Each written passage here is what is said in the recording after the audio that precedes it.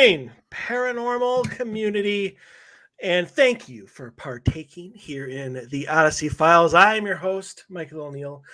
My normal co-host, Mr. David Sawyering, is off this week dealing with a medical issue. So I'm happy, very happy, to welcome back to the show my other normal co-host now, Mr. Sam Albus. Good evening, Sam. How are you? I'm doing very well, Mike. I'm glad to be your go-to second string on this show. I take pride in it, I don't get paid as much as the first string, but I work twice as hard. Honestly, you and Dave make the same amount, zero. There we go. That's what I like to hear. No, we believe in equal pay for equal work. Yes. Here. So exactly. That's why no one gets paid anything. That's right. That's why everybody makes a solid zero. Yeah, I mean, that's funny because a lot of people think we get paid to do paranormal investigation for clients, and that's just simply not true. A, because we don't ask for money, and B, that, people don't normally, like, I think usually people ask if we charge, and we're always like, no, why would we charge for that? Because we live in a society where nobody, unless you are literally like pro bono, and that's put out there, like we do everything for free, which honestly we do. But I mean, even though yes, it's paid for, but I used to in high school, I used to work at the Dollar Tree as a job. And the number one question you always got asked was, how much is this?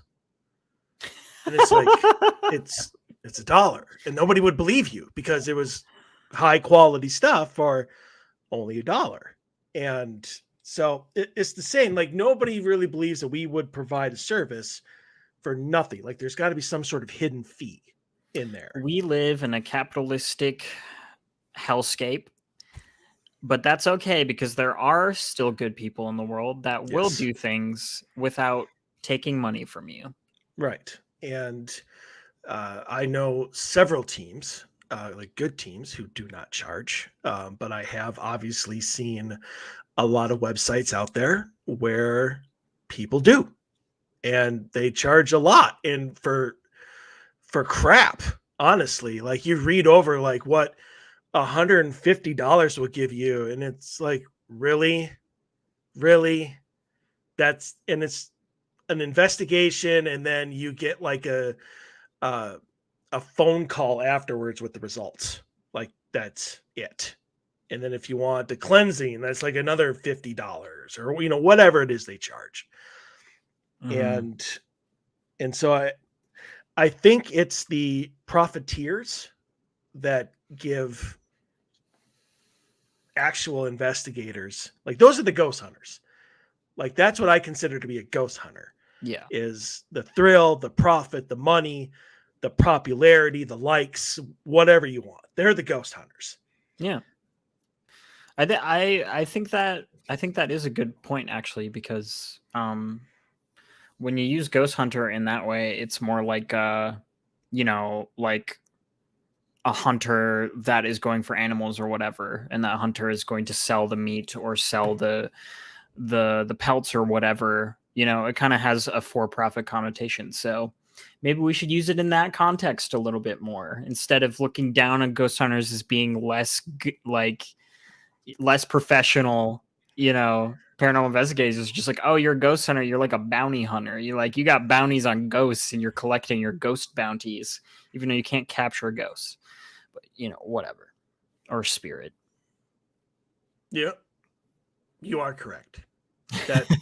That is definitely, it's like in Webster's dictionary where something has like one definition and then it has a second definition or whatever, that you just added a second definition to what ghost hunters is. Good call. We did. This is a collaborative effort. Okay. We made this breakthrough together and a new way to classify a ghost hunter. There you go, people. You're in here. We're not even here for us. We're only 6 minutes into the show and we have already revolutionized. If I can speak properly. We are really showing our pronunciation prowess right now. I goofed a word, and not 5 seconds later, you goofed a word. I did not know that you goofed a word, so maybe it's goofy in my head too. So I thought you did it that normally. Our energies are so synced right now. We're just Ugh. like on the same level. Well, we'll see. So Sam and I have a great show for you guys today. We are going to be doing paranormal in the news. And so we have Scoured, which apparently I don't know how to spell properly. So because I kept getting a red line when I tried to type it. So I just changed it to I don't know, searched, whatever. But we scoured the internet for some interesting stories about the paranormal, whether supernatural or otherwise. And I think we have some good ones. Although my first one, which we'll get into obviously into the second hour, as I was telling Sam, like two of mine are real estate related, and one actually posted last year. So I would not be surprised if a lot of people already know about this. I didn't, to be honest with you. I mean, I knew that this home was for sale, but did not know that it actually sold. And so that was new to me. So yeah, we have some crossover there, but I'll make sure not to step on your stuff. Nah, don't worry about it. It's a whole discussion thing. Yeah, so, collaborative, man. It's collaborative. Yes. Before we begin tonight's stories, let me just thank Sam and your band, Fix the Glitch, for the new theme song and stuff. Debuted it last week, but obviously you were not on the show. So just want to personally thank you on the air. Yeah. Well, you're welcome. I mean, thank you for using the song. That's very, very nice of you. It was kind of surreal, like listening to a song that we made, like used in the context of the show. And you told me that you thought it fit in really nicely, and you were right. It fits in really nice. The intro you made is really, really good. So I appreciate that. I think the song is being put to good use. I agree. And I want to make one announcement. It's not up yet, but it's coming in probably the next week or two. But the Odyssey Files has been invited to join Subspace Radio. Ooh. And I have never heard of them before. So it was new to me when I got an email from the president of the company just being like, we're interested in having the Odyssey Files on the show. Are you interested in having it? And so I went to obviously the website and I looked at their they do deal a little bit more with obviously extraterrestrial alien type stuff. But the big blanket is paranormal. Yeah. So, and I was just told that I actually laughed when he said this because they just acquired or merged or whatever with Odyssey Radio. And I was like, wow, what a time thing there where you buy this other platform. It's like ODYSY radio. Wow. And then you bring on the Odyssey Files. Who knows? I mean, maybe that's how they found the show. I don't know. But it was just like an accidental Google search, and then the Odyssey Files radio show came up. You're like, oh, they have a radio show about the paranormal? Wow. There you go. Well, it wouldn't be the first time that happened by accident, except the reverse. There's a radio show that's based out of Canada, I believe. Rob McConnell. It's called the X Zone, I think it's been on for years and years and years. And they invited myself to come on. And then I had an investigator staying with me at the time, Ricky. So she came on with me as well. But in the profile, because down in Florida at the time, I don't know if it's still there is an Odyssey Paranormal, and that's it. Oh. And even though it's an Odyssey Paranormal Society and they reached out to me, they used that team's like bio. And I actually wrote them an email. I'm like you're talking about this other team down in Florida. That's not us. You might want to change that. I don't think they ever did. So Wow. It's happened before. I'm actually kind of surprised that there's another Odyssey Paranormal. I thought that was going to be a unique enough name, but I guess with almost 400 million other people in this country, nothing's original. So, The thing about it is if there's us and then one other team down in Florida, I mean, that's a pretty original name, all things considered, at least for a paranormal team. So yeah, with like 5,000 teams in this country and only 2 of them have the name or have the word Odyssey in them. I mean, especially with how the Odyssey is defined, which is exactly what we do. I don't need to go into the definition because we've already hit the Webster's part of the show. Yes, but anyway, getting back, thank you to the original premise of what we were talking about. So, all right, we got some great stories for everybody today, and I think that they can be, especially with you. There's a couple of them I chose specifically just because I knew you would have like a different perspective than what Dave would have, that sort of thing. Especially with this first one. So I'll start it out. Is it possible to believe in the paranormal and not believe in God? Here's what they write. I grew up a Christian and I have always believed in ghosts, but now I'm deconstructing my religion and have been asking myself a ton of questions. If there is no God, are there no ghosts? I've definitely experienced evil entities and still believe in a lot of that stuff, but I love to hear what you guys think. So, and I think this is, Dave and I have talked about this before on the show once or twice over the years, but I think that it's a very, very important, I don't want to call it myth of the paranormal, that religion and spirits are one and the same, or that they drive in the same, lane. They're not. And so, if there is no God, of course, there's still going to be spirits because they're not religion based. They're not God based.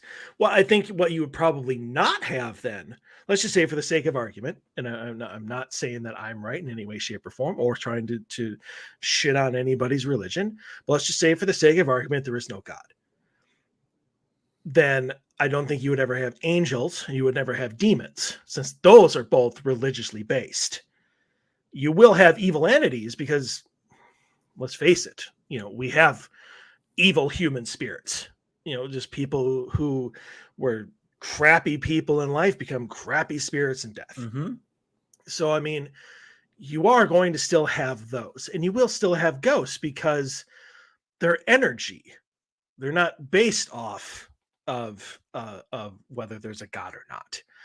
And so I think it's absolutely possible to not believe in God and also believe in the supernatural and ghosts in general. And I know that a lot of religious people out there, and I've had this question posed to me, that take the paranormal based off their religion. And I've been asked by a client who messaged me before we were set to investigate, saying I was raised to believe there's no such thing as ghosts and that everything is a demon trying to trick you. And so if there's something in my home and it's not a demon, she's like, I'm having trouble like coming to terms with that. Mm-hmm. And I completely understand that. And she was not alone. There's still millions of people out there. Yeah, I was going to say that's like a part of our job is to work with people, because a lot of people get really scared if that's their upbringing, like that there's a demon in their home. So It's a big part of it. Absolutely. And so yeah, since I don't have to answer everything, I'm just gonna end it there and turn it over to you. Yeah. So, I mean, to give people a little bit of background on me, I am not a religious person, at all. I'm more of a spiritual person, but I'm still assembling my sort of beliefs and theories and philosophies on the universe. But that's not exactly related to this question. The only reason I say that is because I'm kind of living proof that you can believe in spirits and not be religious. because I deconstructed my Christian faith a long time ago. So like almost my entire time actually being in the field of the paranormal, I haven't been religious. So, and the way I wanted to respond to this is that there's a lot of different theories out there as to why spirits exist, or why our souls, if that's when you want to call it, carry over after we die, whether it's going to a different dimension, going on a higher or lower plane of existence. If you want to get into dimension theory, there are really, really smart, intelligent people in the physics community that believe that there can be alternate dimensions. So there's a lot of different ways that you can interpret it. And I don't know my philosophy on that. I don't know what my theory is as to why spirits exist, why there are evil spirits, why there are good spirits, why there are demons, and why they seem to be tied to Christianity. I can't give you all the answers on that, but I can tell you for sure that if you continue your journey on deconstructing your Christian faith, you can still have experiences with spirits, and you can still acknowledge that spirits are here and exist. And fortunately, being on a paranormal investigation team, I get to engage with that almost, I guess not every day, but every time we go out for an investigation, I get to engage with it. So absolutely, there can be spirits and no God. All right, you're up. Alrighty, on to the next. When did UFOs become so inextricably linked to the paranormal? When I was growing up, I had is it the Usborne? Usborne, whatever. Usborne? Yeah. The Usborne. Oh, now I remember. I used to read those books all the time. Usborne UFO book, and remember going to see E.T. at the cinema. But I don't recall anything other than UFOs being alien spaceships with fish-faced beings inside, or the glowing structures seen in Close Encounters that flew around scaring people. Over the last 6 months, I've watched a lot of videos on YouTube and listened to a lot of podcasts generated by the UFO community. Almost every single one now regularly alludes to ghosts, spirits, poltergeists, shadow people, cryptids, reincarnation, remote viewing, lost civilizations, life after death, and the overriding theme, consciousness, by which they seem to mean non-corporeal consciousness that exists on a sort of quantum level outside of the brain or something. When did this happen, and why did it happen? Or was the paranormal always a big component of UFOlogy that just got bigger? So I admittedly don't have a ton of experience with UFOs. I'm not that interested in UFOs. Mike knows this. I don't poo-poo like UFO theories, or people that like want to believe them, but like I'm not a person that believes that every object in the sky that people can't explain has to do with extraterrestrials.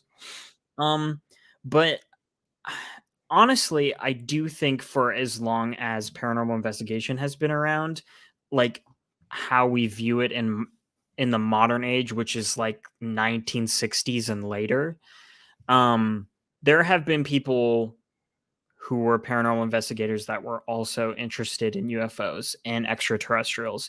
Those two, at least in the very, very modern times and where I'm familiar with, are interconnected, are linked. There were people writing books about communicating with extraterrestrials that were also writing books on paranormal investigation.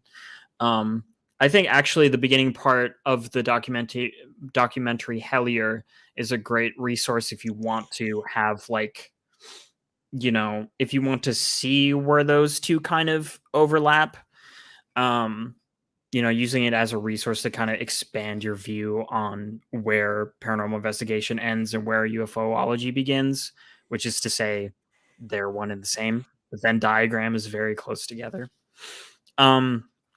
But I think I do agree with you, at least in popular media, the whole like merging of the zeitgeist of like UFOs and spirits and cryptids has gotten more common.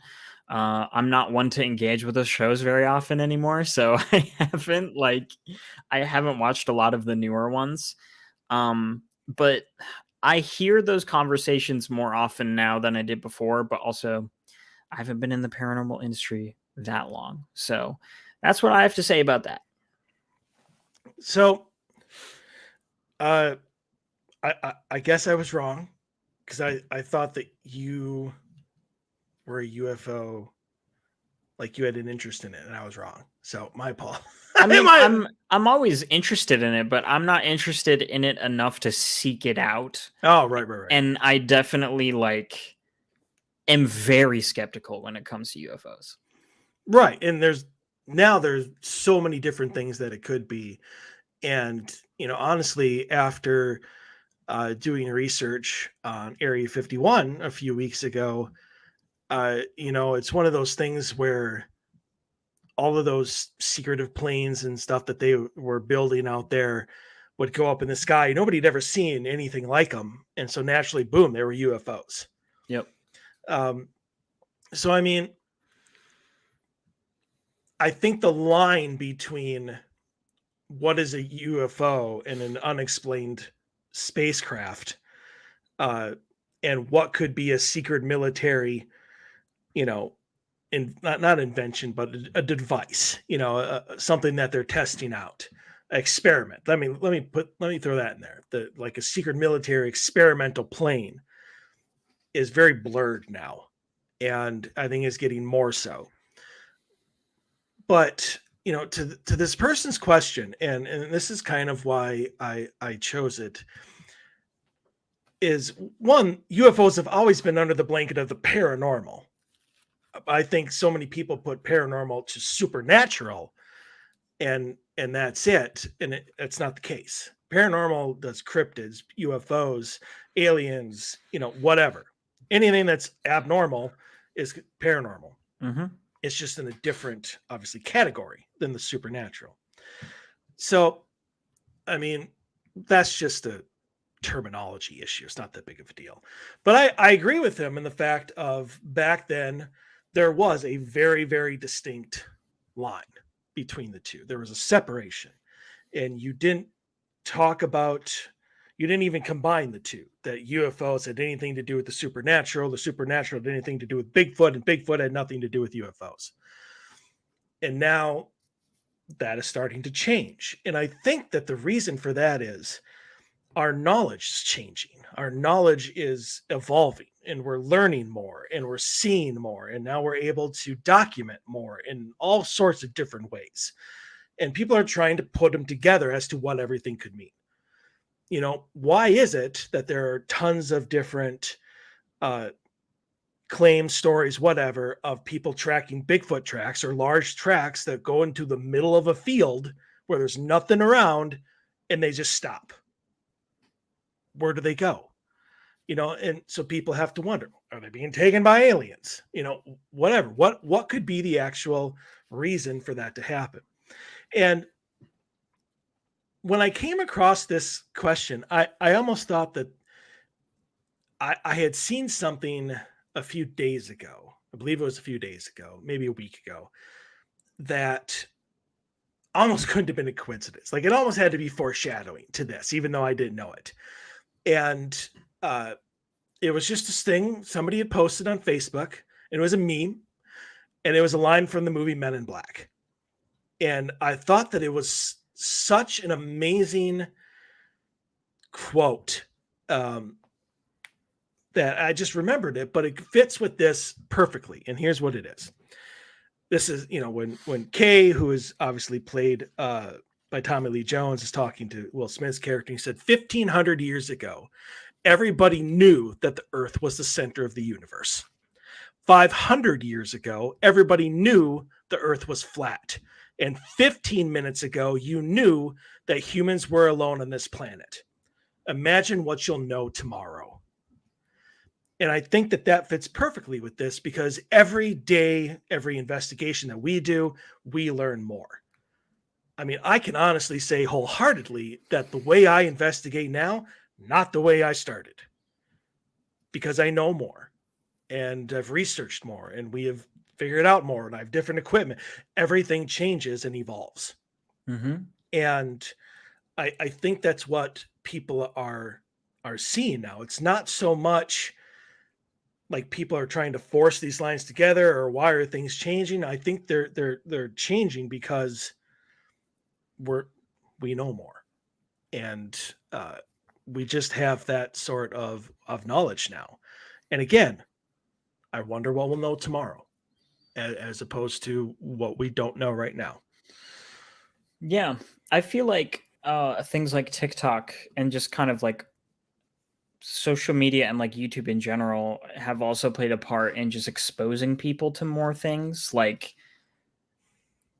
it's very easy now to, on the same feed, on TikTok, to see a UFO video and a video about spirits and a video about cryptids, because it's just people want to consume that nowadays.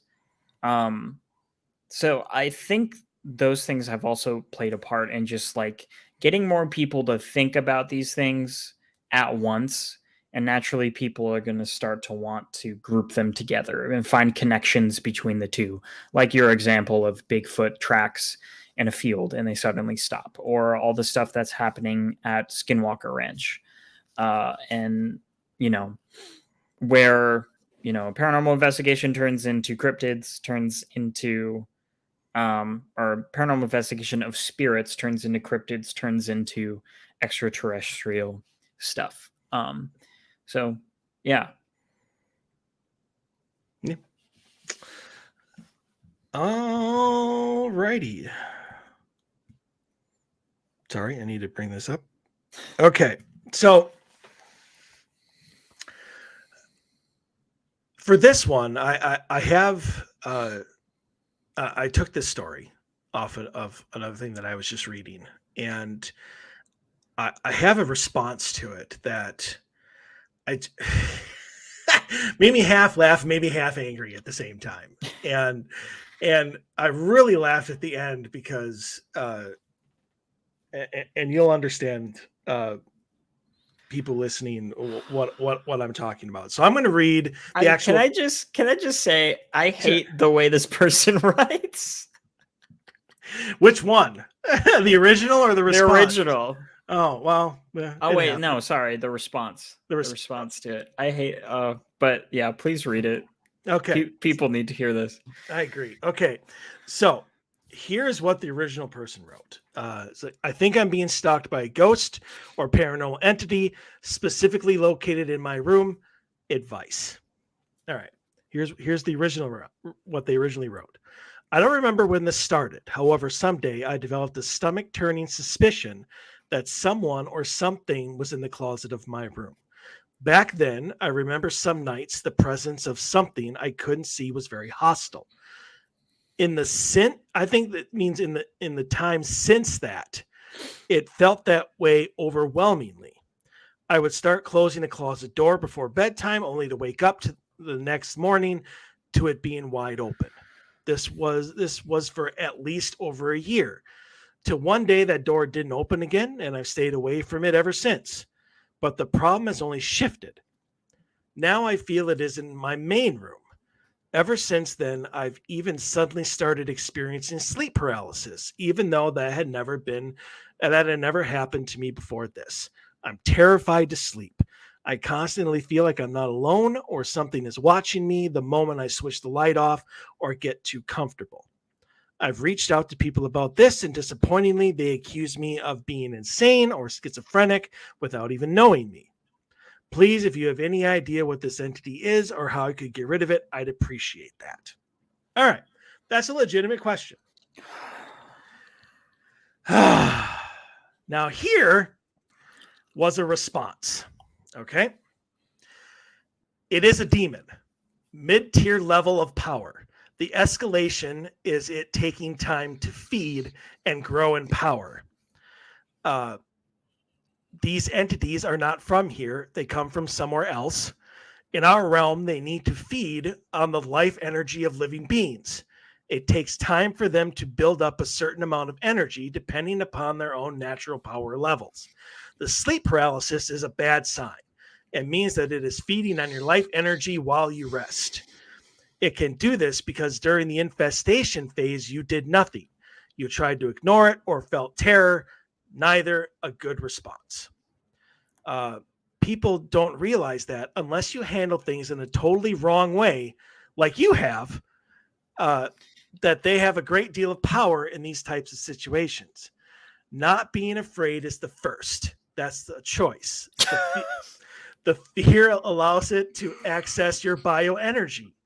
The second is to take proactive measures. Holy prayers chanted with the intent of repelling the demon are a good start.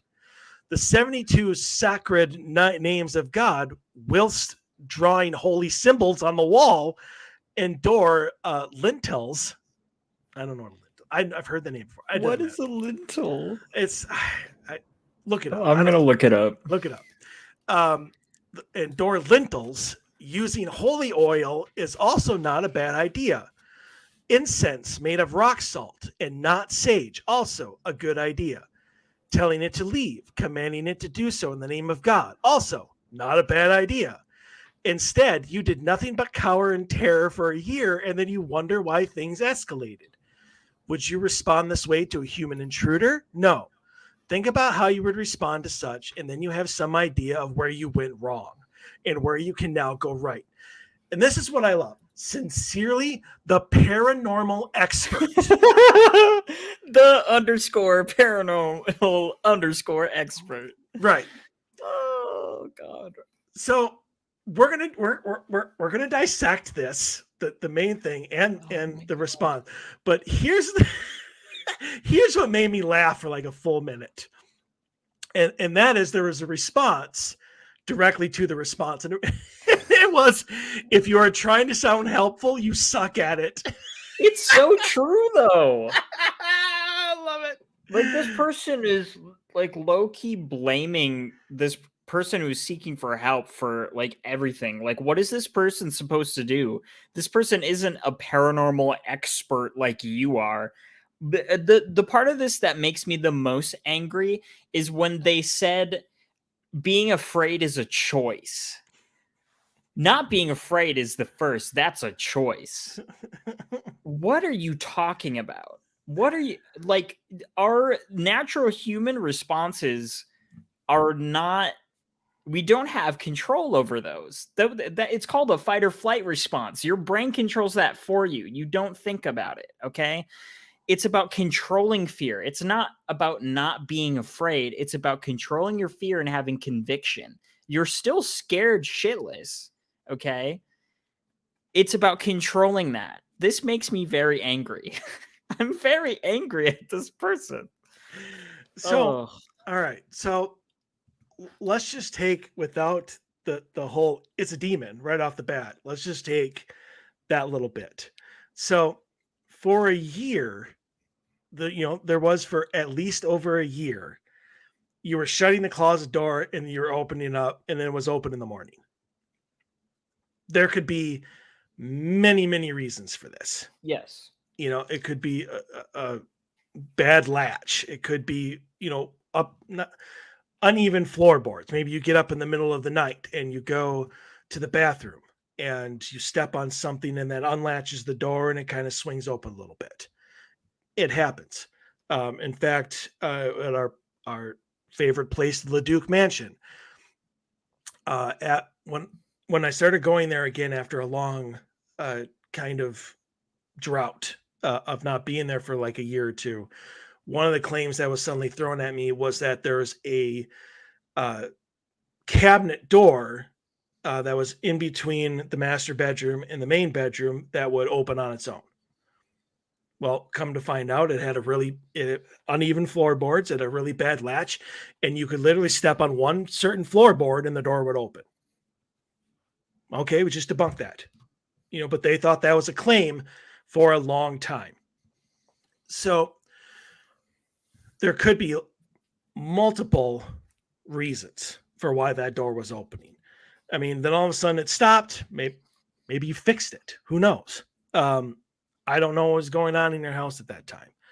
I mean, the thought, or not the thought, but kind of the claim of always being watched. I mean, that's EMF right there. I mean, something to look at. Mm-hmm. And honestly, as I was reading this over, the first thing that popped into my head before I got to the end of it was, is there something wrong with you mentally?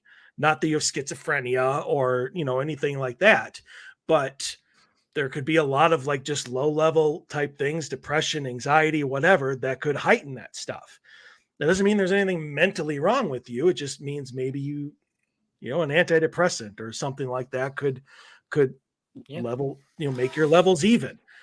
Um, that right there. I mean, it just seems like as soon as the door stopped opening, now all of a sudden it was in your main room. And, you know, despite what Mr. Paranormal Expert has to say, that is not the playbook of a demon. It doesn't sit there and take a year to move from the closet to the main room. Okay? That's just not what they do. And honestly, nothing else is going on. They feel uneasy in the dark. Like that's it. They don't hear footsteps. They don't hear voices. They're not getting attacked. Things aren't flying around the room. Nothing is going on except the feeling of kind of just somebody being there. Yeah. Not a demon.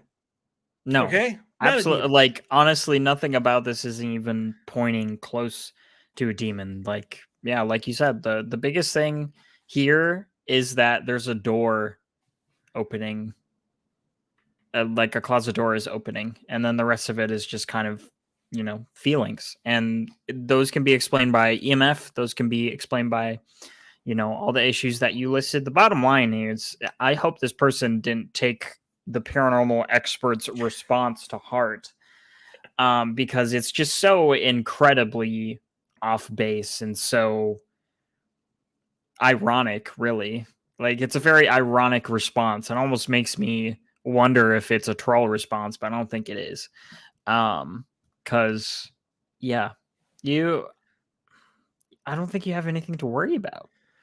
Like, it doesn't, nothing about that, at least, was pointing to me being concerned about anything in your area. If you're paranoid about it, if you really think there's somebody and they're watching you, I would try to address other problems first. I would try to address the EMF problem, maybe. Maybe look at, some mental health solutions. I know I'm on antidepressants. I've been on antidepressants since high school. It has made my life infinitely better. So yeah, I wouldn't point to schizophrenia right away, but the bottom line is that the paranormal expert is completely wrong. And I don't think you have anything to worry about, and just own your space. And, sometimes all you need to do, one of the few things that, the paranormal expert did say correctly, is sometimes you do just kind of need to set boundaries and take ownership of your space. And that more often than not works, because at least we have found spirits are willing to draw boundaries if you are a reasonable person that has the best intentions. And if that is you, if you have the best intentions to just draw a boundary, then things will work out for you. Yeah. Just two really quick things that I'll add to this, is, if it is only in your room and, maybe you feel like it's trying to get at you, try going to a different room for a day or two, go down to the couch or sleep at a friend's, to see if that feeling follows you. Or goes downstairs, whatever, or if it's specifically connected to your room, whether you're there or not, well, then you have a specific place to work from. You don't need to go searching into the basement. You don't need to go to a friend's house. You don't even need to really look at yourself as being the catalyst of it. Search your room and see if there's a wiring problem, see if there's something that is going on that caused the door to open and all of a sudden isn't. That makes you feel that way. And now I can't remember what the second one was. It left me. My apologies. It happens. It does happen. It happens. But I remember now. This is, yes, it won't be that interesting, quotations around that. Because there's not a lot to go on if you contact a paranormal team. But, if you want to, you can look into the history of the house. It might just be a spirit that maybe used to live there. Or maybe it's a former relative of yours. Maybe they don't understand what their energy is putting off. Maybe they don't understand that they're terrifying the crap out of you. And if that's the case, it's an easily solvable problem. So I agree with Sam. And that one line from the paranormal expert, I put that in quotes, set your boundaries.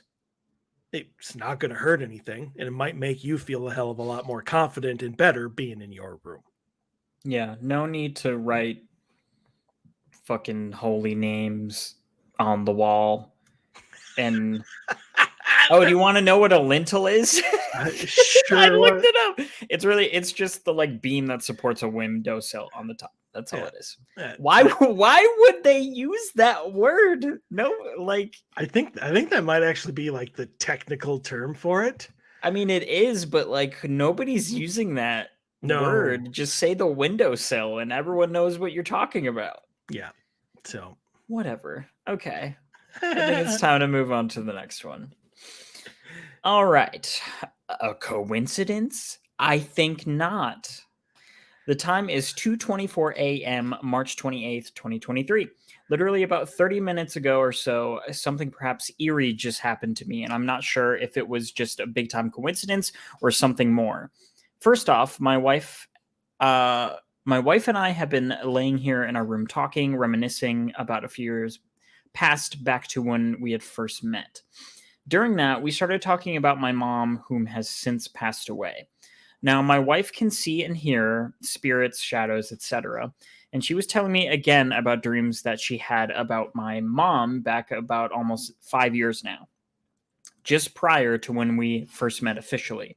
In fact, her having these dreams would turn out to be the reason we first got introduced to one another when she agreed to sit down with me and tell me about them.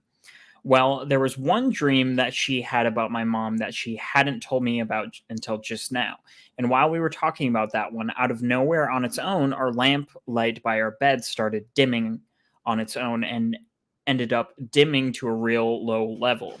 It's a smart light bulb that we have that normally we can control through an app on our phones. And just out of nowhere, it dimmed on us. I only noticed it dimming down once, the last and lowest one, but my wife saw it dim down 3 times, one right after the other. Do y'all think it could have been something, or was it maybe just a malfunction in the light, and this was no more than a mere coincidence? Bear in mind, my mom has been passed on for going on 26 years coming up this year now. So, I don't want to rain on the parade, but I have experience working with smart light bulbs. Okay, those Philips smart light bulbs, they are notoriously finicky. They will not turn on when you want them to turn on. If you have them synced to like a set of light bulbs, sometimes you'll turn on the set and one of them won't turn on. Also with light bulbs, if it's not screwed in all the way, it's going to flicker. It's going to dim and stuff like that. All signs to me point to this being a coincidence.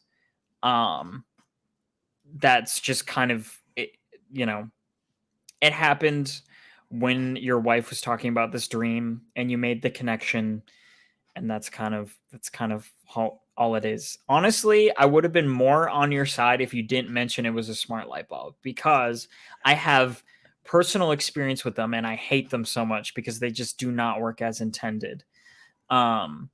Because who knew that when you put Wi-Fi in a light bulb, it's not great because Wi-Fi isn't great. Yeah, I think it's a coincidence. I'm sorry. That's not very entertaining to say, but that's what I think. We're here for the truth, my friend, not entertainment. Just people are just always entertained by us. Yes, exactly. Or so I hope. So I'm actually going to go a sort of a different path. You were absolutely right in everything that you said. What gets me, and this is the reason why I love this story so much, is the basic fact of this woman, the wife, was dreaming about the husband's mother before they even met. And so I'm wondering if mom was playing a little matchmaker here, even in death, because if you look at it, the fact that she was dreaming about this guy's mother was the whole reason they met in the first place. So if she had not met or had not dreamed about the mom, would they have ever gotten married? Would they have ever met? And so I'm wondering if, because as well as I do, energy can go forward, backwards, wherever in time. Doesn't matter. Yeah. A spirit can do whatever it wants. Sorry, I had a hair or something in my mouth. So I mean, she could have easily gone forward and saw her son's future. Hell, I mean, if I was a parent, I would do that. Make sure my kids are all right. And then maybe they saw this woman and she went back and had herself known to her. I do think I completely get your point about the smart light bulbs being shitty. I had that in the back of my mind too, even though I have not dealt with those whatsoever. But I think that it can be, not necessarily a guarantee, but it can be said that it's possible that the mom was just letting them know that I'm still here. I know that you're talking about me. I mean, it's entirely possible. It won't be the first time that, a spirit has communicated like that when they're being talked about. And I do really like that theory. I think that's a very cute theory that this person's mom was making, playing a little bit of matchmaker. And yeah, I did just reread that portion of the question. I didn't even catch on to that when I read it, that she was having dreams. I mean, in the story, it says before they met officially. So I'm wondering if they met online for some reason. I don't know, but even so, if they haven't met in person and she didn't know the question asker's mom beforehand, that's still kind of amazing that she was having dreams about this person's mom. So yeah. I mean, I can only ascertain and assume that because they said I was introduced to her, that they had a mutual friend. Yeah. Somebody that could be possible. Yeah, somebody that the wife would have confided into. I'm having this dream about this woman and blah blah blah, and this is what she's saying to me. Well, that sounds like blah blah blah. Mom or whatever. At some point in time, they were able to make the connection between the two. And then they officially met. But I now know, since people always tell me my mom is around all the time, after this show, I'm definitely going to go out there and get on her ass about not doing that for me. and she needs to get busy in her afterlife to help me out a little bit more. That's so funny. All right, let's see here. All right, number 5. How does a ghost turn on an unplugged appliance? Longtime watcher of everything paranormal online. And one thing I've noticed is that when it comes to paranormal activity, frequently there are disruptions in electrical current in the house wiring, leading to flickering lights, etc. I can understand the ease a spirit might have turning switches on and off, But when an appliance like a TV, radio, toy, or phone gets turned on and operates without being plugged in, where do you suppose the current of electricity comes from? Is there other ways to produce electrical currents from the invisible realm without generators, batteries, or solar cells? Absolutely. Um, if you think about it, we've already talked about it a little bit today. Spirits are 100% energy. And so what they do is they put that energy into whatever device they are trying to make turn on. I remember and I always go back to this anytime like this is a claim, anytime that this is uh, mentioned. I remember I was reading a book and it was a story called The Tall Man, and it's been made into a bunch of reenactments. Unsolved Mysteries did one. I think they called it The Tall Man. But I was actually reading the story. And one of the things that never got into like the reenactment was that the family who had left their home, in terror, had returned home later that day to find every light in the house on, even though they had not turned, they did not turn any of the lights on when they left. And they were with, I don't know if it was just an investigator or a researcher or somebody, but it was somebody with some experience in the paranormal that was helping them out. And he said to them, he said, not one light switch in that house has been turned on. And he was saying that the whole house was being lit up by the energy of the entity that was in that house. And they can do that, although it takes a lot of energy, obviously, to make it do things like that. But anything that requires energy to move, and since spirits are energy, they can control it. They can turn it on, they can turn it off, they can interrupt the signal, they can do whatever they want with it. They can even take photos with your phone if they want to. It's happened. So it's just something I think a spirit learns how to do. I don't think all spirits just naturally know how to do something like that, but they definitely have the energy, and they can have the energy and know how to make an appliance or whatever they want run without being plugged in or even having batteries. Yeah. I think there's a lot of theories that people have as to like how spirits collect that energy. I know one of the theories is that they can kind of absorb energy from the air around them, and that's why we get cold spots. Mm-hmm. One theory is just building up static electricity, although static electricity doesn't house a lot of energy into it, so I think it would be something else. Static electricity is like very, very low voltage. Um, I mean, you can build it up, but so there's a lot of theories as to why. Obviously, nobody knows, but yes, there are so many examples of spirits turning things on that can't be turned on, and it's just a result of them being able to manipulate energy in ways that we don't understand yet, and hopefully we will be able to understand it in the future. But all we know is that, we've felt cold spots before. We've felt static electricity on us in paranormal investigations while coinciding with activity that couldn't be explained. Spirits manipulate our equipment, which require power input to manipulate it. So, who knows how they do it, but it is a thing that I have witnessed firsthand. So obviously they can do it, and it's kind of amazing that they can manipulate it in a way that can put enough energy into an appliance that usually takes a ton of energy and sustain it for a longer period of time. It just shows that if they are very motivated, they can kind of do almost whatever they want, as long as they have the motivation for it.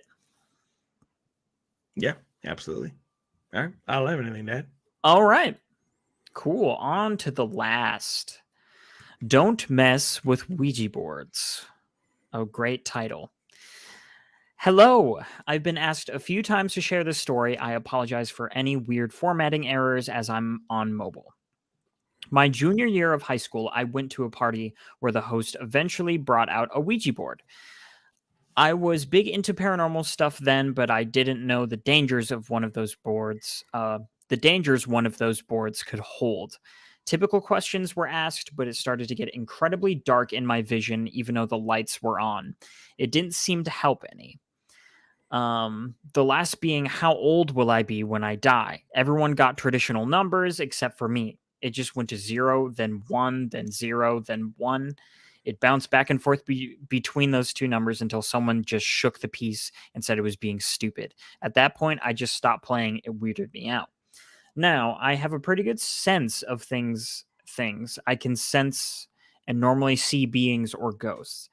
He showed up to me during one of my classes not even a few weeks later. At first, he felt like comfort, like a protector, but I would learn that was not the case. Weird things in our home would happen. Drawers opening, whispers, shadows, lights in places where they shouldn't be, books moving. But at night, it would be worse. He would stand in front of my door, and the fear would just ooze out of him, and his form would change. I have no doubt that he was downright evil. I began to deal with this for a couple of years till I met my now husband. We got our first home and things began to escalate. Now, keep in mind, we had a small rental, about 400 square feet total, so standing in the living room, you could see really any point of the house. Footsteps, breathing, whispers became the norm. At the time, my soon-to-be husband was a Wiccan and had blessed our home, but forgot about the porch and outer walls. We would hear scratches on the walls, knocking on the door and windows. People had seen my attachment as a shadow, and everyone stated he was tall and built like a brick house, that he felt just outright bad and would always go back into the room I was in. My husband had tried to banish him, and it did not go well. You see, my husband worked the closing shift and would get home about 3:30 a.m. There was a road he would have to take that was very haunted as well, lots of accidents, and right next to a good-sized river. One night he got home and he was extremely pale and sweating. I knew something happened, but he wouldn't tell me, as at the time he didn't want me to worry. After about a week, he finally told me that driving on that road that night, his brakes failed and he couldn't stop. He was going about 60 miles per hour, and the wheel began to jerk out of his hands toward the river. He had to use all his strength to keep that car on the road, which was curvy already to begin with, because the wheel was just yanking so hard towards the river. Spoiler alert, the brakes were fine the next day, and the wheel was not having any issues. When he told me this had happened, I finally said enough was enough. If evil could exist, so could good. And I started taking him with me to a church that my parents were going to. I gave myself to God, told the entity that it was not welcome and needed to leave, and the haunting stopped. For the first time in years, my home was quiet and it has stayed that way, even though I have stopped going to church for the most part. We no longer live in that house and have even moved out of state. But even our new home is quiet and kind. The only spirit that visits is my fur baby, Solo, who we said goodbye to last year. From my experiences, don't play with Ouija boards. It nearly costs our lives in the long run. Holy crap. That is a story. Now that is a story that I believe. Wow. Everything in there is like classic. I don't know, Mike. What do you think? What do you think about the entity that was attached to this person? What would you try to classify it? I don't know if it goes enough into demon territory for me to like, but the beginning signs of it are like there, so I could be persuaded. So there's two different things here, because and this is the reason why I did, mostly because this person like literally was like, don't mess with Ouija boards. So they're just kind of taking it's more of a cautionary tale than it is, why do people not like Ouija boards? I think they're great. Yeah, this person's just like, no, don't mess with them. Right. So the thing about this is, and I kind of laughed, had an internal chuckle when it just went 0-1, 0-1, and then just kept bouncing back and forth. So I'm wondering if this lady is going to live to be digitized, and her her death date is binary. Yes, exactly. That's funny. Yeah. Anyway, but that has nothing to do with nothing. It's just a joke that I thought in my head. Anyway, the thing about this is it really like there's no escalation. Let me rephrase. Like that's true. It just started with drawers opening, whisper, shadows, light in places, books moving. I mean, those are all like either normal textbook hauntings or even not paranormal, poltergeist activity in general. But there's no like we started losing time and people started being attacked and like there's just no escalation to it. Yeah, there's no physical component to it. Which would make me, if there was, then I would definitely lean towards, some sort of a demonic haunt. But here's the other thing, and I think about this again all the time, almost every case that we ever go on, where there might be some sort of a dark entity possible. Always think of this. And I was reading the book, The Demonologist, which is a book that was written obviously about Ed and Lorraine Warren. And one of the things that always I remembered from that book and has caught my attention from the moment I read it is that a lot of times when Ed and Lorraine Warren would leave a potentially demonic case, they feared, and like he would put both hands on the wheel and hold that thing tight, because it has happened where they're on their way home and all of a sudden their wheel will jerk over. Like there's an entity that's literally trying to kill them to keep them from doing, from continuing their investigation. And this is the first time I've ever come across anybody other than them who have had that type of experience where the car malfunctioned, the steering wheel is trying to be jerked into the river. So whatever this entity is, it obviously did not like the husband. It either was jealous of him or did not want him in the way. Yeah. Does that make it demonic or not? I don't know. My encounters with that claim is the book and then this story. Like that's it. I've never heard of it since, before or until now after. So I don't really know what to make of that. It's obviously never happened to me, even though I'm very, very, very conscious of the fact of I need to pay attention to my steering wheel when I'm driving everybody home. Hey, my job to keep everybody safe, and they're not going to do it if all of a sudden my wheel jerks us into a tree. Okay, there are things I could say to refute that, but I will not say them on the air. I always will get you home safe, Sam. Yes, I know, but there are things I could say. But here's what I will say about that, and this could be completely wrong. So it'd be nice if we could have a demonologist on to answer this question. But I wonder if there was something, if there is ever a situation where something maybe about the husband or about our question asker here was delaying the progression of this. Like if it is possible for the progression to be delayed by certain factors, because I think you're right. The sort of thing of the brakes failing and the wheel being jerked, that's a very like powerful reaction. That's like I don't know. It's pretty wild. It's definitely something that sounds demon-like to me. And the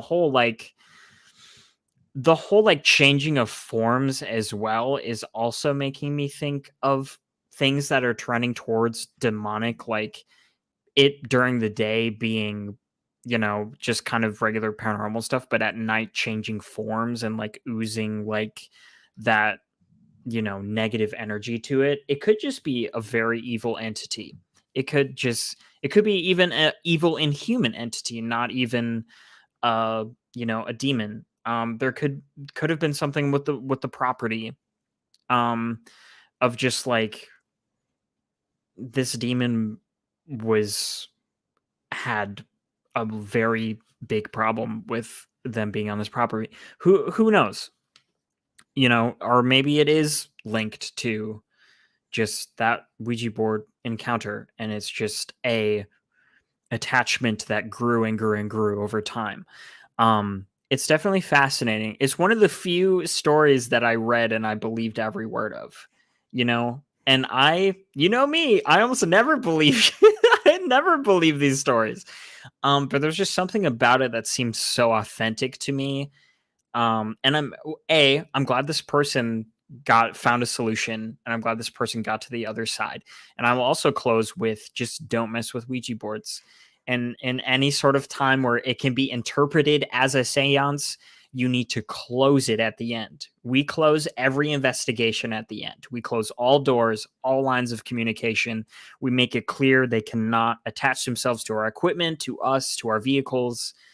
At the end of every investigation, that can be interpreted as opening a door to an entity to communicate needs to be shut off. And a Ouija board is included in that. And if you don't do it, you leave yourself open to attachment. Yep. And depending on the questions that you are asking, you could open yourself up to an attachment while you're doing the session, which I believe this person did. Yeah.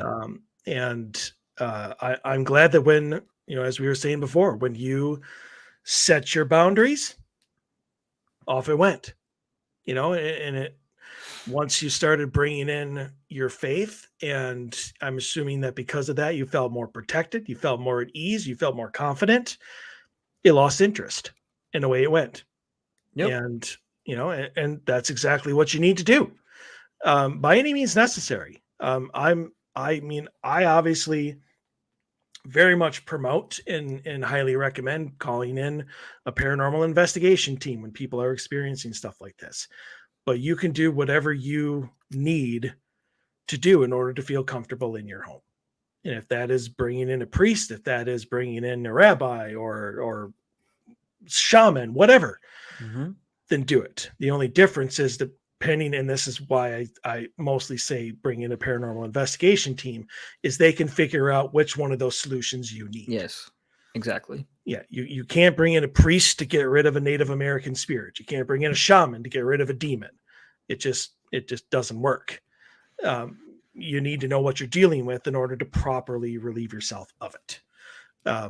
So, all right, good stories. Yeah, but I did write down your question though, because I think that is an exceptional question to ask a demonologist: is can things be naturally done to delay like an escalation? Yeah, I like that. I will hopefully one of these days have an answer for you. Yeah. All righty. Hour 2, paranormal in the news. Mm-hmm. All right, so I'm going to go ahead, since mine are really easy. At least my first 2 are the real estate part of it. First one, and this is the one that you had come across as well, and that is the Conjuring House out in Rhode Island, sold for $1.5 million. Yep. Which on my article, 1.525 million. Yeah, obviously they just rounded that down, but so $1.5 million to the couple that bought it for $439, and it was bought by a real estate developer, which doesn't surprise me. But there was one clause, one condition in the contract, and that is that this person cannot live there year round. It has to be open for, well, I don't even say it's open. They just can't live there year round. So this person obviously is going to leave it open for tours and for paranormal investigators to come in. And I'm here's my question. This is one of the main reasons that I chose it. It's not so much just for the news that the Conjuring House is sold for way more than it's worth. Way more than it's worth. I mean, hell, it was what, 27% over what they were even asking for it. Mm-hmm. So they got more money than what they were even asking for this house. And is that what it's about now? Is it about people making money? And we talked about this before. The difference, obviously, between definition number 2 of a ghost hunter, the profitability of what the paranormal is now. Mm-hmm. And I don't know. In your opinion, did they do the right thing in selling it for that amount? And do you think that was good for either the spirits in the place or the paranormal in general? I mean, I don't think it's good for the paranormal, and I think the only people that it benefits are the people who sold the house and made that much profit off of it. At the end of the day, it's a house that supposedly has entities in it still. And I think from a real estate developer that comes in, or whoever is going to own and operate this house, the fact that it is linked to one of the most popular stories of a haunting of all time it's basically just free buzz. It's free advertising. It's free, it's a brand recognition that they're investing in, that they're hoping to cash in money on. Right? It's like buying a mini amusement park and using that brand, that IP, to make more money. And there's no doubt in my mind that is why they were willing to pay $1.5 million for it, is because we were like, okay, we really think we can make that money back and more over time as we continue to monetize this. And I think other locations, I will tie it into a part of my article. The Borden house sold for $1.875 million without any open houses or showings. 1.85? $1.875 million for the Borden house. So, in my opinion, I do think it's capitalist ventures. It's people going in that are trying to diversify their portfolios, saying a lot of people put a lot of stock in this. We don't necessarily put a lot of stock in this. This is an opportunity to make money. This is an opportunity we're investing this money into getting this property that already has people who know about it, already has people who want to visit it, who know the story of the Borden murders or the story of The Conjuring, and are willing to pay money to walk through the house to see.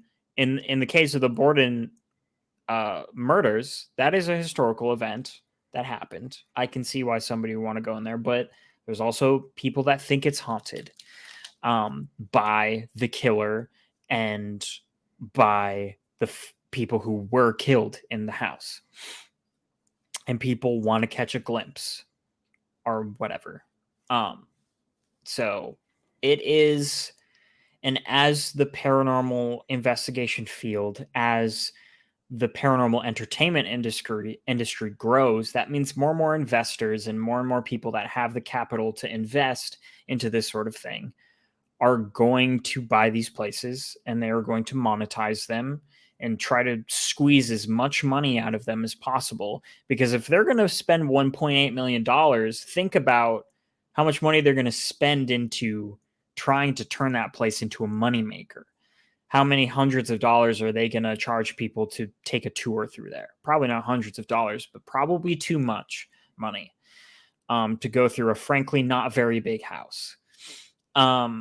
So, yeah, it's disappointing, but I understand it. And I guess I understand from the previous owner's point of view, if somebody's going to offer that. Like, I'm not a person that, I don't think I would fall for an offer I can't refuse, but also having that much money sounds pretty damn good. And I think a lot of people would take that much money if it were offered to them.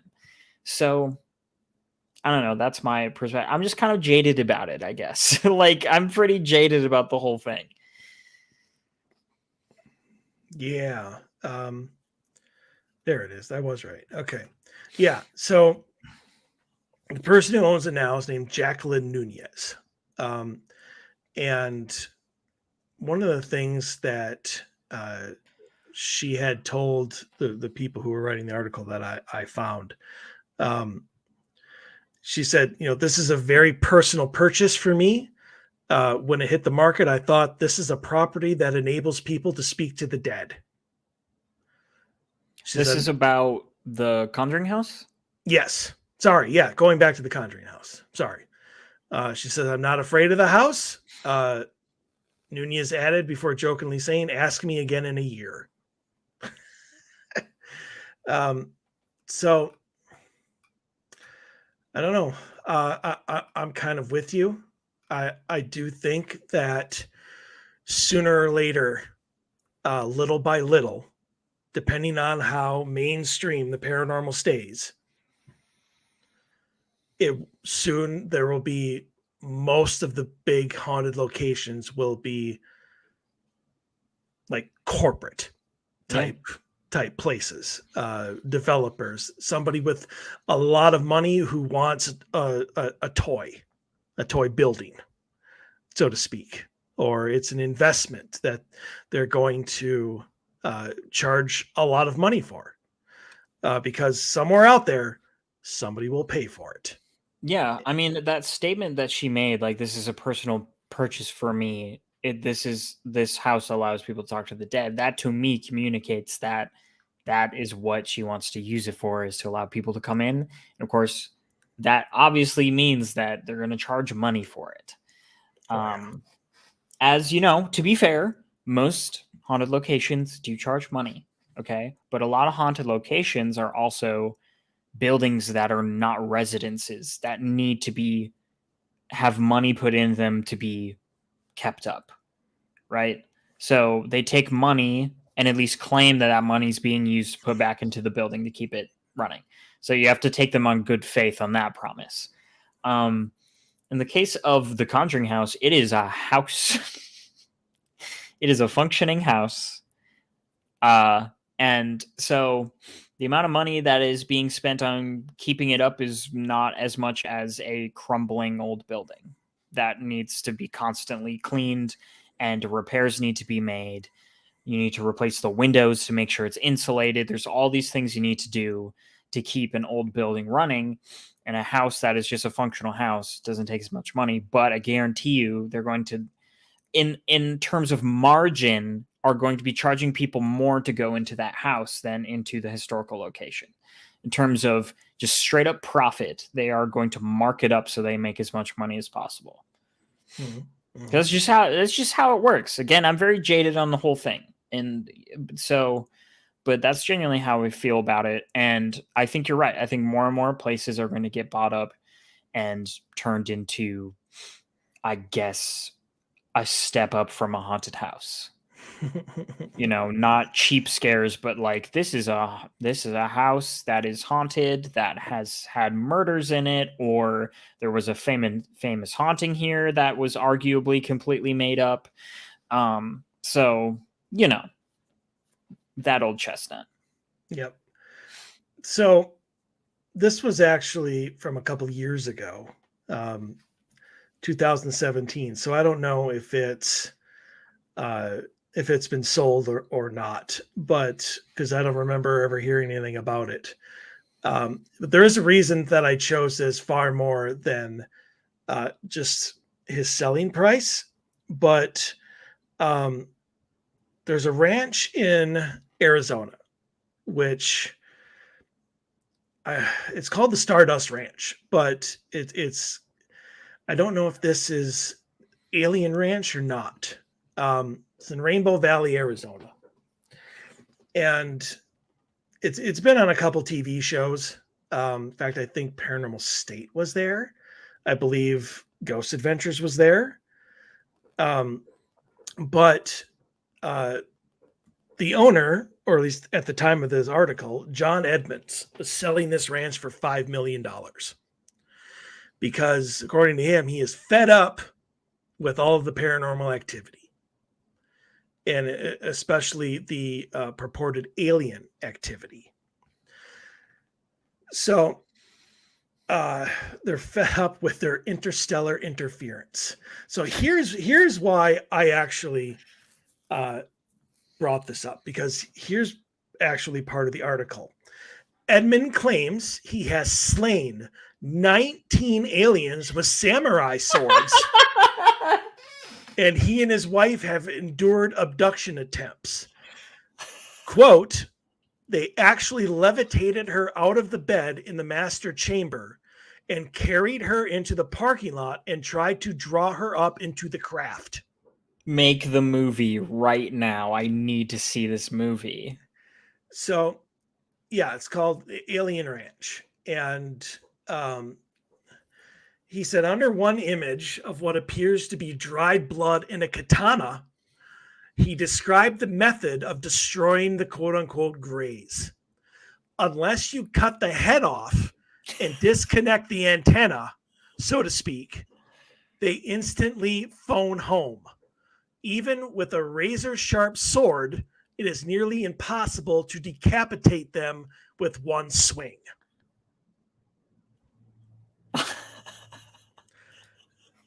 My God! Realtor Kimberly Giro said the reaction from interested buyers has been mixed.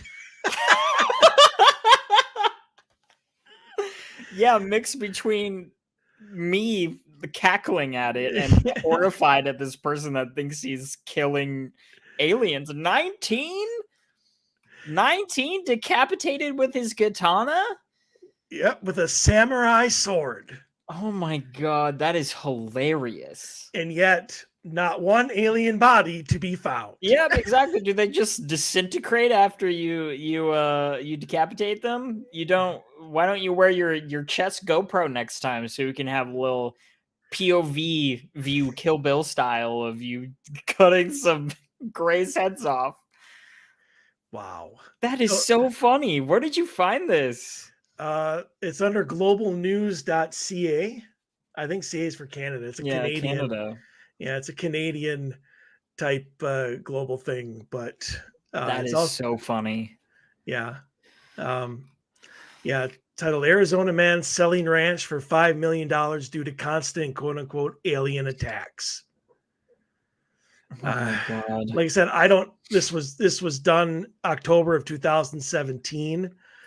So I'm sure by now he's either been abducted and nobody knows where he is, or he sold the ranch for something. I don't know.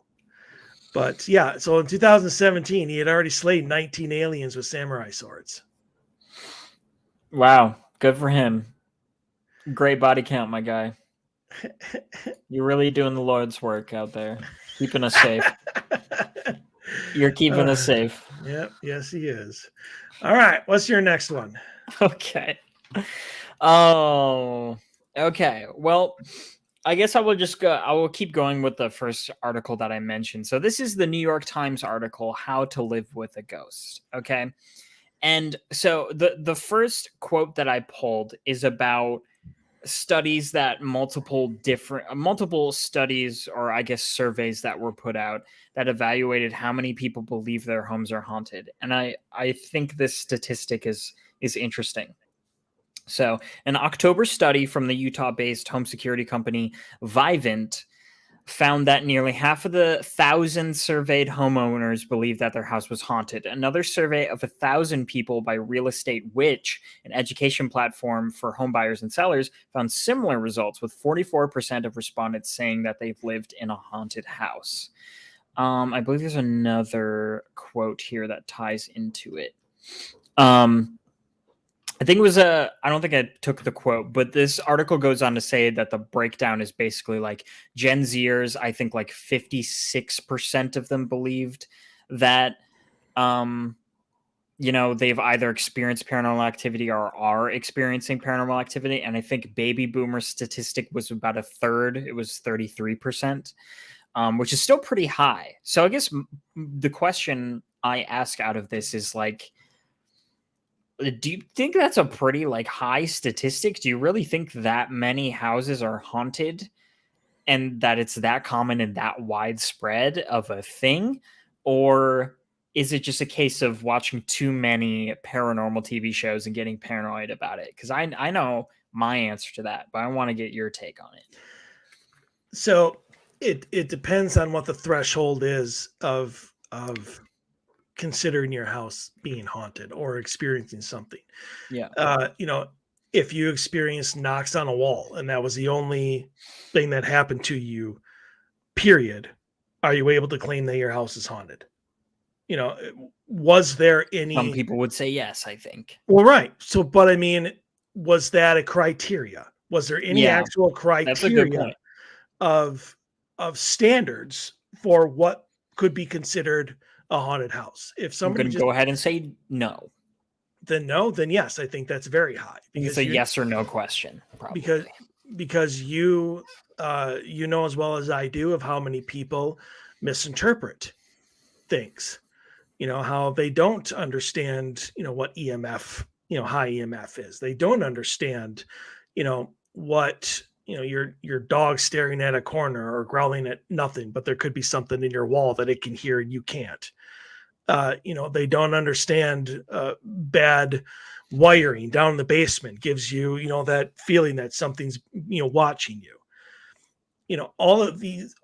All kinds of people take these as signs of a haunting. There's no haunting there.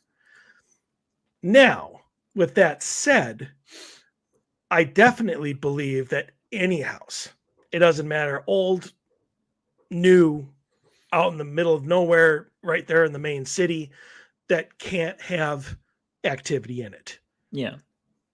So then that brings up the question, is your house haunted? Or did you experience maybe a spirit passing through? Yeah. And so you're not haunted, your house isn't haunted, but you experienced something. Mm-hmm. There's a difference between that. There's so many different things out there that could be paranormal and could very easily not be. And so do I think that number is high? Yes. Well, especially for the Gen Zers. I think the people who are older and have more experience in life and are less likely to just jump straight to the paranormal, and they're going to want that natural explanation, their numbers are going to remain low because it's going to have to be something definitive that's going to make them say, yes, my house is haunted. Gen Zers, holy crap, they're going to blow up. Like, someone is scurrying in their walls and they're going to think there's this demon crawling in there. Yeah. And so as a Gen Zer, I do agree with you. So you're an old Gen Zer though. Yes, I'm very old for a Gen Z, but I am technically Gen Z.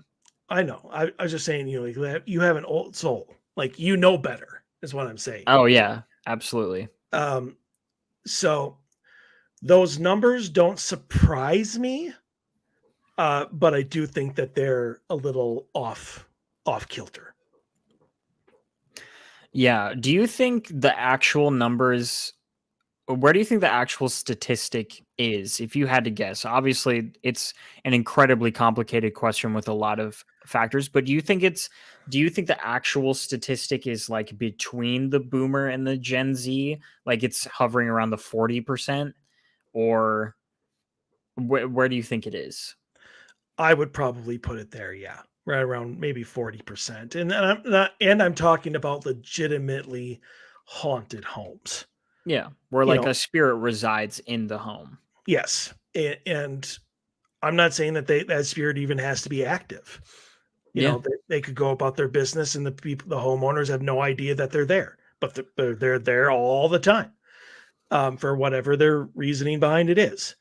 I would probably say between 35 and 40. Yeah. I think that's a very believable number considering how many people have passed away over the years, but also how big and how populated this country is. Like, obviously we're just talking about the United States here. I think that's a very realistic statistics. And obviously, yeah, I think you made a good point that there could be a spirit residing in your house that doesn't want anything to do with you at all. and makes a point of not going anywhere near you or doing anything to disturb you. Or maybe they don't even know you're there. Who knows? Like, who knows what the factors are of like how what we do in this world is communicated to their world. Who knows what factors need to be in place for that to even be facilitated, right? Some people think it's ley lines. Some people think it's water. Some people think it's like an energy threshold. But it's interesting to think about. And I think leaving it at like the 40%, having it still be a minority, I think is realistic as well. Cause like,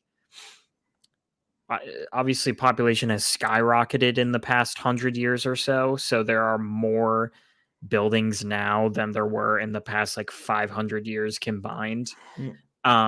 So I think when you look at the numbers that way, but also the land can be occupied as well, and then can transition to occupy your home or a building. So I think it's entirely possible. Yeah, absolutely. All right, so I came across this episode, this article. It says the top 3 scientific explanations for ghost sightings. Oh, okay. So this one was written a couple of years ago because this number is really low as to what it is now. But, they were saying that, belief in ghosts is actually relatively common, with 38% of people classifying themselves as believers. I think that number is actually closer to 50% now. Especially since the pandemic and people have spent more time by themselves. Not only that, but, there's been so many more paranormal shows and lots of factors. There's lots of factors that make people like, I think it's not unfair to say that, somebody who's watching Ghost Hunters or, watching Paranormal State or watching Portals to Hell, they don't come across something that people have in their homes as well. And so they're like, oh my God, that's happening here. We must be haunted. They're made believers. But I found the first one to be pretty accurate, and it's just simply because I told you so. Putting the idea in people's heads of this or that is very, very powerful. Yeah, for sure. Suggestion. Exactly. I mean, Grant Wilson said it best. If you go into a place looking for a ghost, you will find a ghost. Doesn't matter if there's one there or not. You will take something as being a ghost. Yeah. But they actually had a study, and I've actually wanted to do this myself. And that is they sent people into like a theater, and they set them in 2 groups. And one group, they told that the theater was haunted. And then the other group, they said it's just under renovation. Mm-hmm. And then after the tour or whatever they had, they were given a questionnaire. And naturally, the people who were told that the place was haunted had way more activity, or unexplained events and experienced things than the people who were just told it was under renovation. And I believe that 100% is something. I mean, if you were to buy a house and the former homeowners or whatever at the signing of it were like, just going to tell you right now, there's a ghost in your house. He's not mean or anything, but you'll definitely hear him. They'll hear stuff the next night or that night or whatever, whether they want to or not. Yeah. It turns into confirmation bias at that point. Just like, oh, I heard an unexplained noise. That's obviously the ghost that they warned me about that's in the house. And then your brain makes those connections and then thinks that everything you hear is paranormal. And I don't think we're immune to that either. I think we're less prone to it because we've definitely walked in the places where people have claimed, whether it is a client or person, have claimed that there is activity and felt and saw nothing. And we're like, even Scott, like when Scott says there's nothing there, there's nothing there, like, so Yeah, but I think we can fall victim to that too, especially if there's a particularly charismatic person that might be giving the tour and, eh, using different sort of tactics to be able to persuade you into thinking a certain way. It's definitely, definitely a thing that affects everybody as just human beings. Excuse me. Mm-hmm. Mm-hmm. Number 2, which you will agree with because we talk about this all the time. We've talked about it on this show or on this episode. Electromagnetic fields and spooky sounds, EMF. But one of the things that they added, I mean, they said spooky sounds, but I'm assuming that that's like the creak of the floorboards, with the house settling and stuff like that. And this is something that I think that whoever needs to put a little bit more, study into, and that's infrasound.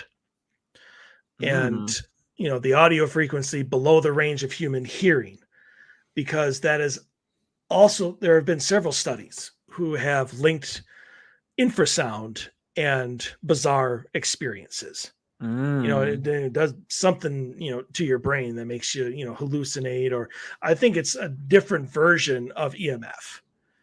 I think it can cause some of the same symptoms, but I'm wondering how common it is and what can be some of the natural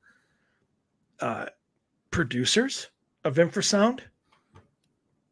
And I would have to guess it's like electrical equipment and stuff like that produces frequencies that can't be heard, but your body is obviously being affected by. Because I know, and this is a completely anecdotal take, but I know there are situations where if I'm near like a electrical wire or something like that, I get, even if I can't hear the buzz, I am feeling something that makes me irritable. Like I get annoyed because there's just like, I think there's just a frequency of that electricity, and it just, obviously there's actual like static field around it as well that's contributing to it. But also I think some things just run at frequencies that our bodies just don't like.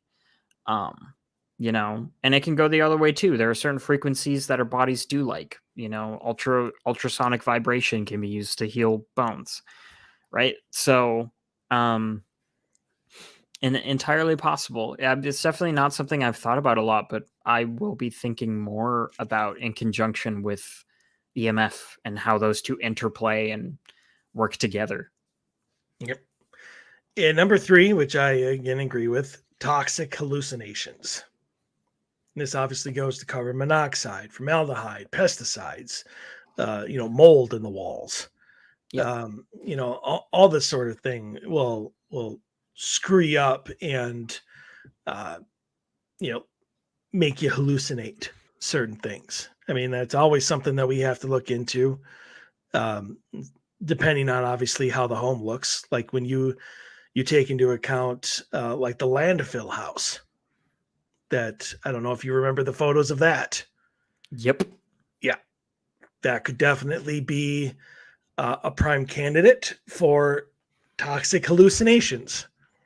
Yes. And I know that people listening don't know what I'm talking about when I talk about the landfill house. But let me just say that if you took a small property in a small home and then dumped trash all over it and inside the house too, you would have the landfill house.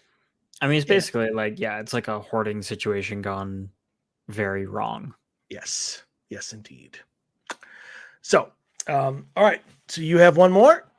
Yeah, I have something else we can do. It better be the one that you sent me a message about. We can do it. Okay. We just need to talk about how graphic I can get because there are some graphic depictions in this article. Not like really bad, but it's like descriptions of what. It's funny though. It's so funny.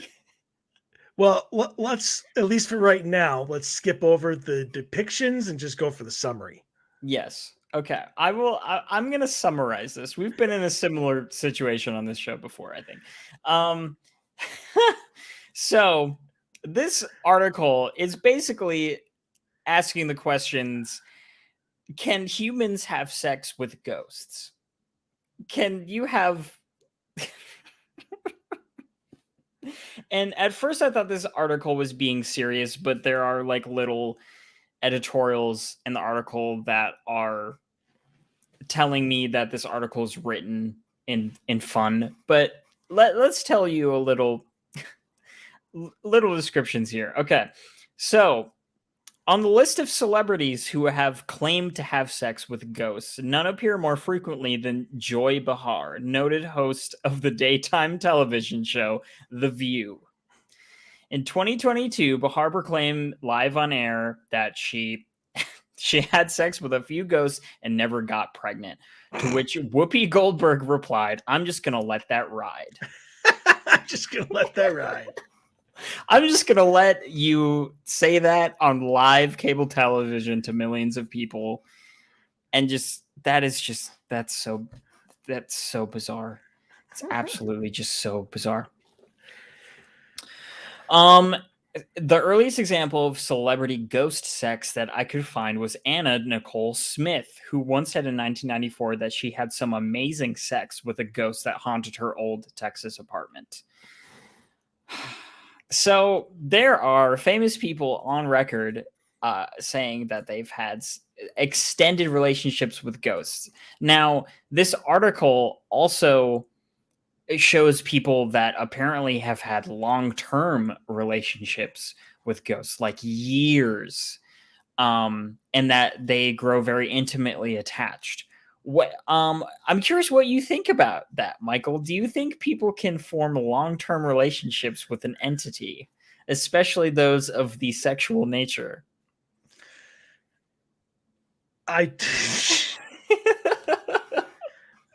I mean, obviously there's succubuses and incubuses. Yeah, the article mentions that. Yes. That they're, so I mean, what they're actually experiencing, I have no idea. There actually is, I don't know if it's still on YouTube. I haven't seen it in a really long time. But it was a complete spoof of paranormal shows. And it was called the Hollywood Ghost Hunters. And these two, nincompoops or whatever would go to these celebrity houses and investigate their homes. And the one that I saw, I laughed my ass off. It was funnier than hell. Was Jenny McCarthy. And they found like there was some Puerto Rican or whatever guy named like Ricardo or something that was in the thing. And Jenny McCarthy was all like, well, is he good looking? And like, she just started to get all into it and like wanted it left alone. And then she wanted some alone time and, all this other stuff. It was funny, but it follows right along that same pattern. So, I mean, I don't know. I honestly don't. I've never met anyone like in person who has ever had sex with a spirit, or gotten intimate with a spirit, or had a long-term relationship with the spirit. All I know is that there are people out there who say they have. I mentioned before, Dave and I have talked about in the show a couple times, the woman who married the 300-year-old Haitian pirate who's been dead for 300 years. I don't know. It to us, it seems absurd, but I don't know what to make of it. I mean, it's energy. Yeah, but like spirits have a hard time interacting with our physical bodies. Like the most that can be done is like that we've seen is scratching, bruising, like fingerprints, that sort of thing. So like anything more extensive than that, I find very hard to believe. And like in terms of like the things that I've heard before, and what I would be more inclined to believe is that it would be more of a, some people have dreams, some people have visions.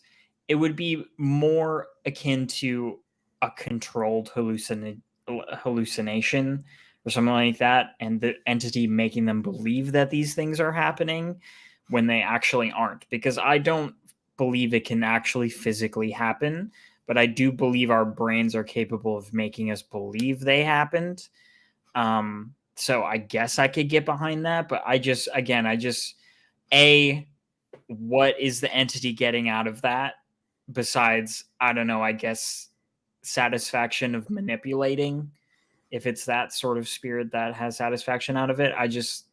I don't understand the logistics. Like, I don't understand the details of this, okay? So we're thinking of it, and this thought just occurred to me. So when that happens, I was probably given this as a alternative way of looking at it. Is we look at it as though they are having intercourse and sexual relations in the same way that we in a body do. Yeah, physically. Right. And what if it's not like that at all? What if all they have to do is affect the mind? Yeah.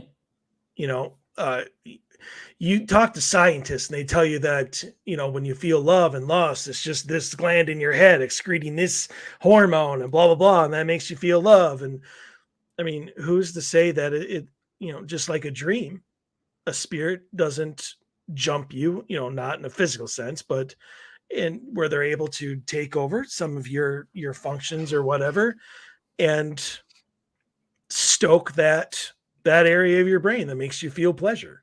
I mean, I find that more believable for sure. I don't necessarily believe that it happens or does happen, but I guess, I mean, we've heard stories of people being possessed and do things that they don't want to do, who's to say they can't be possessed and do things they do want to do, right? So like I don't know. I guess it's fun to think about. I think you should just read what the title of the article is. Okay, the title of the article is probably the best part, and it's called "Can Ghosts Scissor?" Which I think is an incredible thing to title your article. It definitely caught my attention. So, yeah. The only way that article would get any better is just all throughout it, like it's asking the questions: do spirits know what a donkey punch is?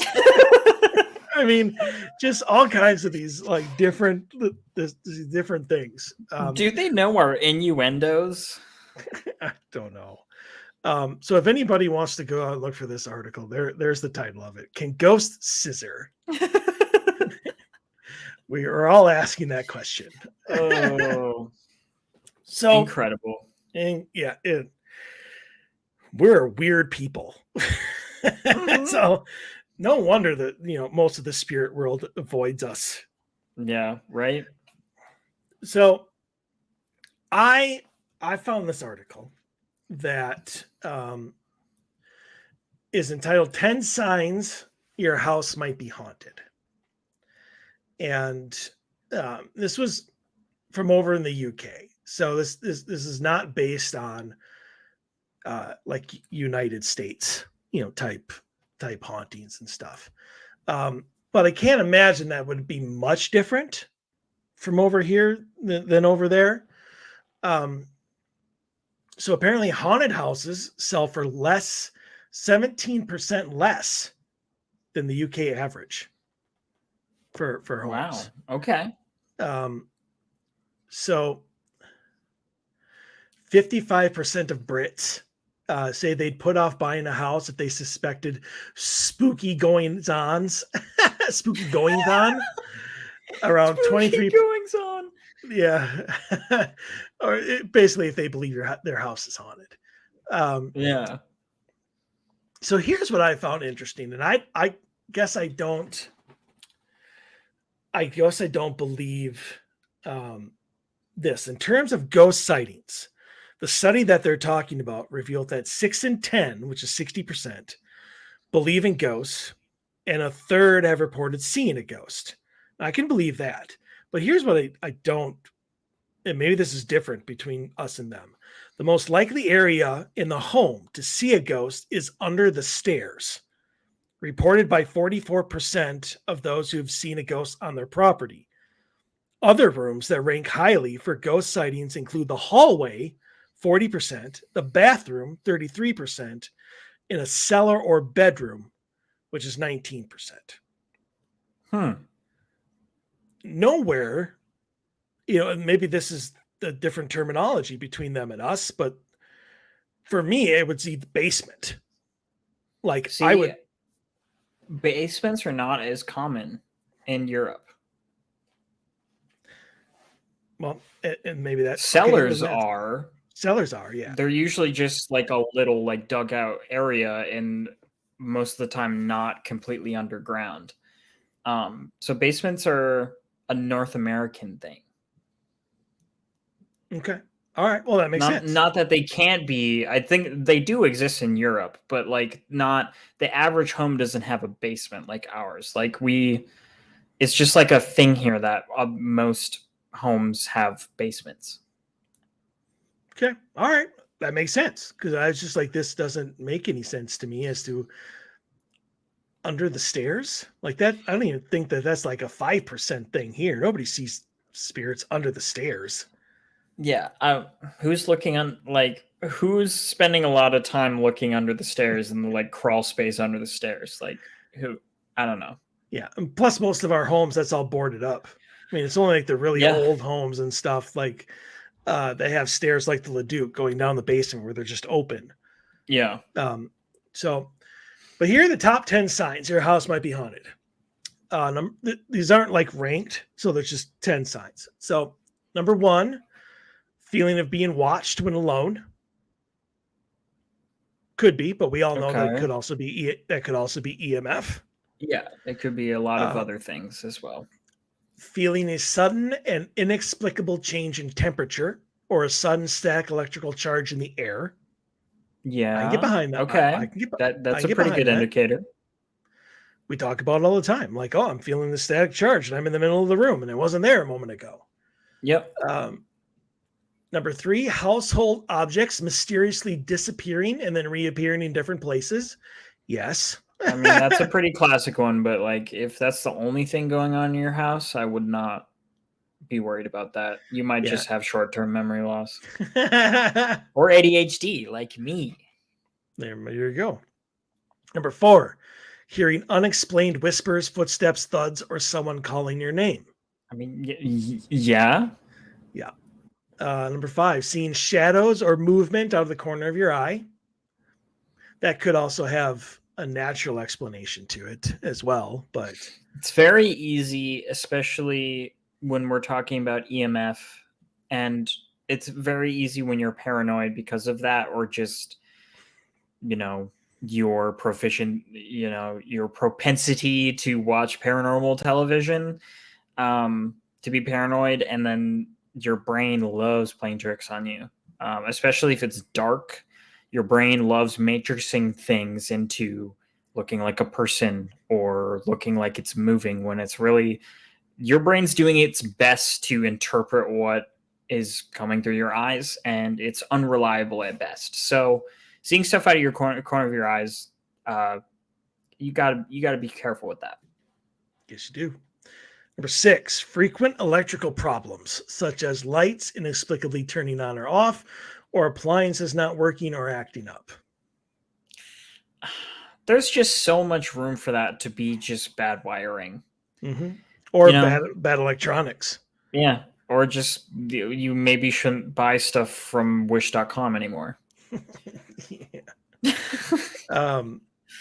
So number 7, feeling of being touched by unseen hands. Yeah, that's a pretty good indicator. It's a pretty big one. It's like, why not just put in here, seeing your dead relative right in the you're right in your seeing a face. full body apparition. Number 8, unusual smells, such as unexplained perfume scents, flowers, cigars, cigarettes, food, or even the stench of death and decay. I feel like that is an underlooked one. Smells? For sure. But that's more of like that's not a factor that I would put a lot of like emphasis on. That's more just like, it's definitely entirely possible to smell things that shouldn't be there, but also like there's plenty of opportunity to smells to be coming from places that you just don't notice at the time. Obviously, death and decay. Did an animal die inside your house? You should probably check that out, and if not, that's pretty concerning. But I think most of the time you'll find it's probably an animal.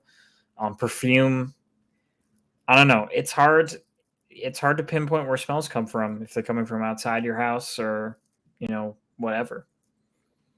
The thing about the smells is, and I think this is one of the reasons that I don't put a lot of emphasis on it, is a lot of it can be residual. Yeah, that is also true. If you wear the same perfume for 20 years or whatever, it's going to get into the walls, it's going to get in everywhere. So I'm not huge on smells, but I mean, if you can be in a place for hours and then all of a sudden this like huge whiff of perfume gets into your face, well, I mean, there could definitely be something there. Yeah. But like cigarettes, flowers, I mean, these are all textbook, disembodied smells. And I think a lot of them could be considered, residual. This one, this goes right up there with like feelings of being touched by unseen hands. Waking up unexpectedly between 3 a.m. and 4 a.m., sensing dread, fear, or feeling like you're being watched. Like, that's very specific. See, we've already had a conversation on like in paranormal investigation, everybody has a different answer as to what the witching hour is, and like when activity is at its strongest. Nobody knows that. It's arbitrary. The earth is round. We have time zones. We have daylight savings time. Okay, there's no way to track this stuff. Time isn't real. We signed an arbitrary value to a second. Like, come on. Like there isn't a specific time where things tend to happen. That's what we found. Not a time of day, not a specific time, not a full moon, not a new moon, not a blood moon, not a super moon, not a thunderstorm. These factors are very trivial into what is happening. So yeah, that specifically, like waking up between 3 and 4 a.m., I think that just so happens to be a time where sleep is disrupted. It's a time where a lot of people go to bed to where their cycle ends there. And if there's a disturbance, like your cat or something like that bothering you, you're going to wake up. Yep. And number 10, feeling of grief or sadness in specific rooms or areas of the house. I mean, we've definitely been in places where different rooms have different feelings, but again, get on top of, investigating EMF, and also make sure your mental health's in order as well. If you're getting sudden feelings of sadness for no reason, that's a symptom of depression right there. Just because you don't feel sad all the time doesn't mean you aren't having a mental health issue. So it's always good to, make sure your health's in order, make sure the EMF's in order. But I mean, definitely, I can't say that's not a factor that we use, like going into a room and it having a different feeling and making you feel a different sort of way when no other place in the house makes you feel that way. After you've taken away all the other options, it can definitely be a factor, I would say. Yes, indeed. Well, perfect timing, because that's the end of our show. Yay! We made it. I mean, yay. I'm really hungry. That's why. I really need to eat dinner. Me too. So, all right. I will be back next week. I do not know if Dave will be joining me, or hopefully Mr. Sam will be back if he's able to. But we'll be back next week. I'm trying to set up a really awesome show for everybody with a great guest talking about a very needed topic, and we'll see if our mutual friend will take some time and come on and talk with us. Yes, let's hope so. So we'll both get on them, and so we'll be back next week with another brand new episode. Remember, on April 23rd, we have the great Barry Fitzgerald coming on to talk with us for the entire show. That will be at noon Central on the 23rd, instead of our normal time later in the day. And for those of you who did not see the opening, if you would like to send us one of your paranormal questions or stories for us to read and respond to here live on the air, you can send it to OdysseyFilesRadio@gmail.com. So if nothing else, if you're just finding the show, make sure you subscribe to us and go and download the other 257 or 56 episodes. It has been done. I don't know how. I would never do it, but that's just me. So, all right. For Sam and myself, I want to thank you and everybody for partaking in tonight's episode, and we'll see y'all next week.